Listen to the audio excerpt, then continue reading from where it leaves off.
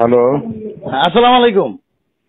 আসসালাম। গোলাপ, তোমাকে বলছিলাম দেখা করতে, তুমি দেখা করো নাই, কারণটা কি? ভাই আমি ওই যে মানে নেটের লাইন বন্ধ আছিল তো পুরো এলাকায়, এটা কাজ করতেছি রাতের দিনে। ওই যে আজম ভাই আপনার সাথে দেখাইছিল, আমরা অথচ ওই দিন ফোন দেওয়ার পরে আপনি বেলতুলি গেছেন সিলেক্ট নিয়ে, পরে গাড়ি মধ্যে তো ডাক দিলাম না। আমি আজম ভাই দোকানে মাল কেনার জন্য গেছিলাম, কালকে দেখা করবো।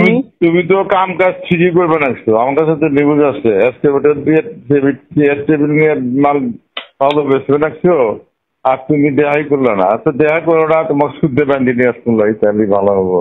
ভাই আমি একটা কথা বলি আপনাকে, আমি যে চেয়ার টেবিল নিয়ে যদি ভালো বেশি তাই না, তাহলে আপনি ই করেন, ওই যে যেটা ব্যবস্থা করা যাবে ওটা করে নিয়ে যান। আচ্ছা, ডিউটির ব্যবস্থাকে সেটা করে নিয়ে আসবো, তুমি আগে দেখা করো। এখন ভাই বিষয় আমি বলি, এখন মনে করেন যে আমি তো চেয়ার টেবিল দূরের কথা, আমার নিজের পিন্ডের অবস্থা খারাপ, আমি ভালো গুণ আলাবি না আমার। আপনি এখন কার কথা শুনি কি কইতেছেন বুঝতে পারছি না। আসো সকালে, আসো সকালে 8-10টার মধ্যে আসা লাগবে। আচ্ছা ভাই, তাহলে কই যাবো? 11টার দিকে আবার ইয়ে যাবো।